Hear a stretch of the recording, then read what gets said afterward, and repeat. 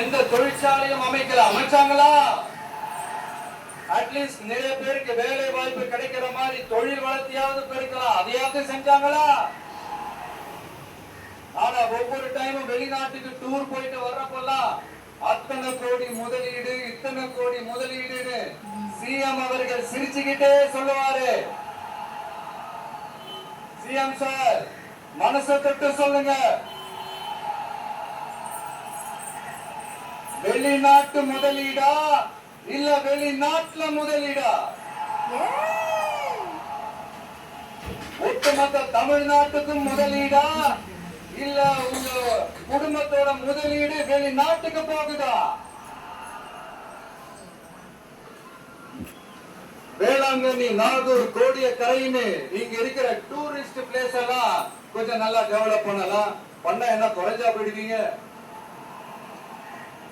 வேதாரண்யம் பகுதியில் உப்பு ஏற்றுமதி செய்யறதுக்கு வசதியை செஞ்சு கொடுக்கலாம், செஞ்சாங்களா? நாகூர் ஆண்டவர் அரசு மருத்துவமனையில பிரசவம் பார்க்கிற டாக்டரே இல்லையா? நாகப்பட்டினம் புது பஸ் ஸ்டாண்டையாவது சுத்தமா சுகாதாரமா வச்சுக்கிறாங்களா? நாகப்பட்டினம் ரயில்வே ஸ்டேஷன் வேலையில சீக்கிரமா முடிச்சு வைக்கலாம், அதையாவது செஞ்சாங்களா? இங்க ஏற்கனவே இருந்த ஸ்டீல் ரோலிங் மில்லையும் ரயில் பெட்டி தயாரிக்கிற தொழிற்சாலை மூடிட்டாங்க. அத மறுபடியும் திறந்தா நிறைய பேருக்கு வேலை வாய்ப்புகள் கிடைக்கும். ஏன் அதை பத்தி யோசிக்கல?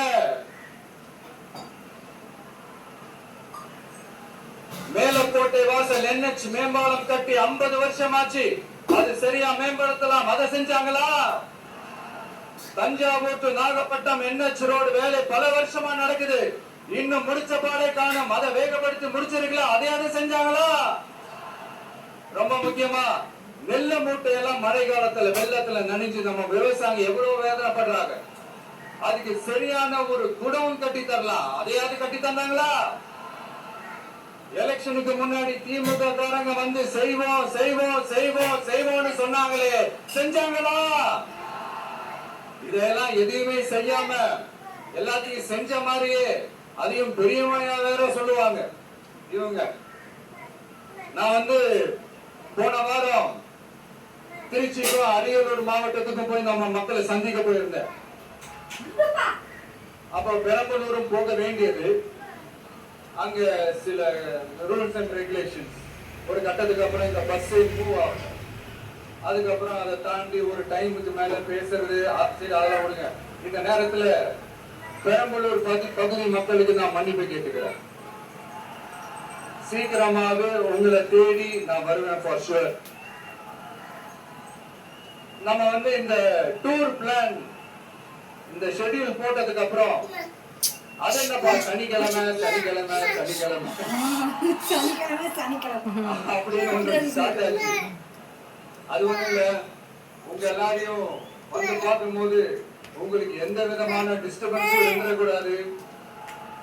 முக்கியமா உங்களுடைய வேலைகளுக்கு எந்த விதமான டிஸ்டர்பன்ஸும் இருந்துடக்கூடாது அப்படின்ற ஒரே காரணத்துக்காக தான் இப்படி வீக்கெண்டா பார்த்து இப்படி இந்த பிளானை ஷெட்யூல் பண்ணோம். லீவு நாட்கள்ல ஓய்வு நாட்கள்ல வரணும்ன்றதா அந்த எண்ணமே. அது மட்டும் இல்ல, அரசியல்ல சில பேருக்கு நம்ம ஓய்வும் கொடுக்கணும் இல்லையா? அதனாலதான் இந்த ஓய்வு நாட்களா பார்த்து செலக்ட் பண்ணோம். சரி, இப்ப நம்ம மக்களை சந்திக்கிறதுக்கு, நம்ம சொந்தங்களை சந்திக்கிறதுக்கு எத்தனை கட்டுப்பாடுங்க. அந்த இடத்துல பர்மிஷன் இல்ல, இந்த இடத்துல பர்மிஷன் இல்ல. ஆனா அதுக்கான காரணங்கள்லாம் நீங்க கேட்டீங்கன்னா சொத்தையான காரணமா இருக்கும். அங்க பேசக்கூடாது, இங்க பேசக்கூடாது, 5 நிமிஷம் தான் பேசணும், 10 நிமிஷம் தான் பேசணும். நான் பேசுறது 3 நிமிஷம் தான். அதுலயே அது பேசக்கூடாது, இதை பேசக்கூடாதுன்னு சொன்னா அப்புறம் எதைத்தான் பேசுது. அரியலூர்ல போனப்போ நான் கரெக்டா அந்த ஊருக்கு போறதுக்கு முன்னாடி ஒரு அந்த ஏரியாலேயே அந்த பவர் கட்டு. அப்புறம் திருச்சிக்கு போய் நான் பேச ஆரம்பிச்சதுக்கு அப்புறம் அந்த ஸ்பீக்கருக்கு போற அந்த வயரு கட்டு. இல்ல நான் தெரியாம தான் கேட்கிறேன் சிஎம் சார். ஃபார் எக்ஸாம்பிள், இப்ப ஒரு RSS தலைவர் இங்க வராருன்னு வச்சுக்கோங்க. இல்ல நம்ம பிரதமர் மோடிஜி அவர்களோ இல்ல உள்துறை அமைச்சரோ இங்க வராருன்னு வச்சுக்கோங்க, இந்த மாதிரி கண்டிஷன்ஸ் எல்லாம் போடுவீங்க, இந்த மாதிரி பவர் கட் பண்ணுவீங்க, இந்த மாதிரி வயர் கட் பண்ணுவீங்க, கொஞ்சம் கட் பண்ணி தான் பாருங்களேன். முடியாதுல்ல, பேஸ்மெண்ட் அதிரும்ல. நீங்க தான் மறைமுக உறவுக்காரர்களாச்சே. இதாவது தாண்டி ஒரு ரூல் ஒண்ணு போட்டாங்க, பஸ்ஸுக்குள்ளேயே இருக்கணுமா, கையை இவ்வளவுதான் தூக்கணும், இப்படியே வரணுமா, மக்களை பார்த்து சிரிக்காத, மக்களை பார்த்து கையசைக்காத, இப்படி எல்லாம். நானும் என்னவோ ஏதோ நினைச்சாங்க, செம்ம காமெடியா இருக்கு.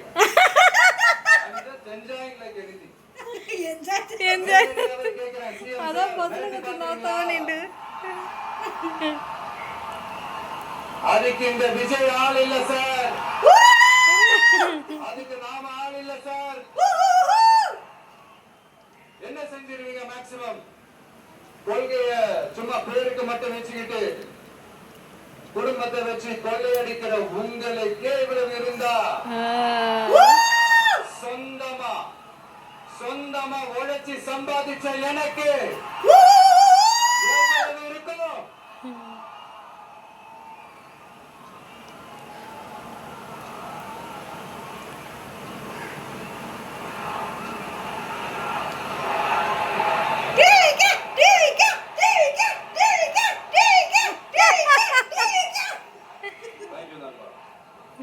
என்ன நாங்க பெருசா கேட்டுட்டோம், மக்கள் வந்து நிம்மதியா ஃப்ரீயா நின்னு பாக்குறதுக்கு ஒரு இடம், அதை நாங்க தேர்வு செஞ்சு அதுக்கு பர்மிஷன் கேட்கிறோம்.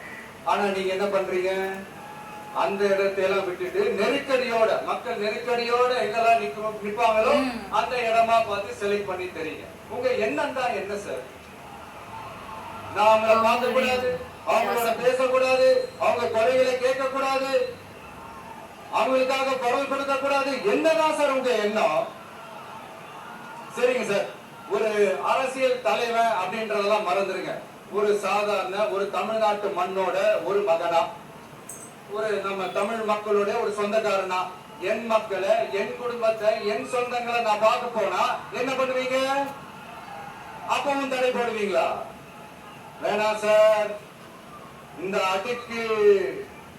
அடக்குமுறை, இந்த அராஜக அரசியல் வேணாம் சார். நாம ஒண்ணு இங்க தனியால் இல்லைங்க சார்,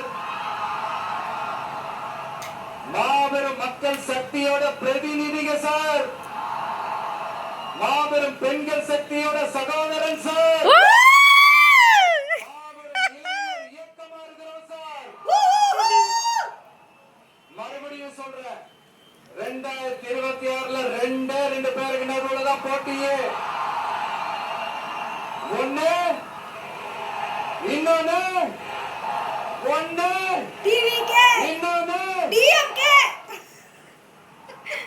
இதுக்கு நீங்க சீமானுக்கு செருப்பால் அடிச்ச மாதிரி அவனெல்லாம் ஒரு லிஸ்ட்லேயே சேர்க்கல, ஒரு ஆளாவே மதிக்கிறேன்.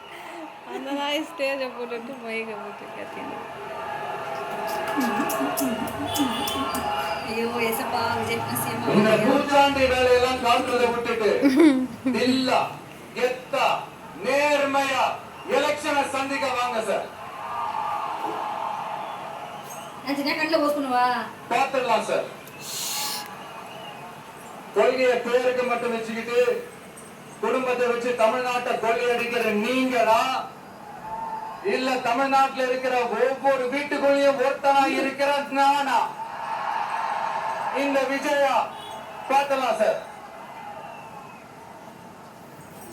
இனிமேலும் இந்த தடைகள்லாம் போட்டீங்கன்னா நான் நேரடியா மக்கள் கிட்டே பர்மிஷன் கேட்டுருவேன். மக்களை நீங்க சொல்லுங்க, நான் உங்களை பார்க்க விடக்கூடாதா? நான் உங்களோட பேசக்கூடாதா? உங்க குறைகளை நான் கேட்க கூடாதா? உங்களுக்காக நான் குரல் கொடுக்க கூடாதா? இப்படி நமக்கு தடையா போடுறாங்களே, இந்த திமுக அரசு மறுபடியும் ஆட்சிக்கு வரணுமா? உங்க நல்லதுக்காக நம்ம உங்க டிவிக்கு ஆட்சி அமையணுமா? சத்தமா சத்தமா கேட்டுச்சா மை டியர் அங்கிள்? நான் தான் அப்பவே சொன்னல, அவருக்கு ஆசையா பாசமா கூப்பிட்டா பிடிக்க மாட்டேங்குது. ஏன்பா மறுபடியும் கேட்டுச்சா சிஎம் சார்?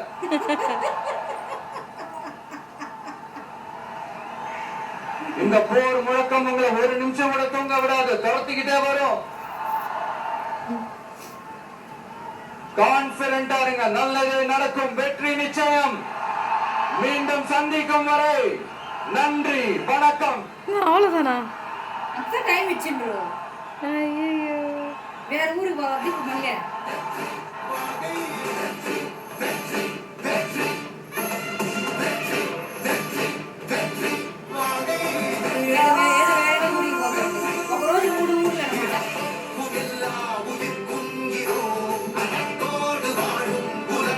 டிசம்பர் 25 தான் ఉంది.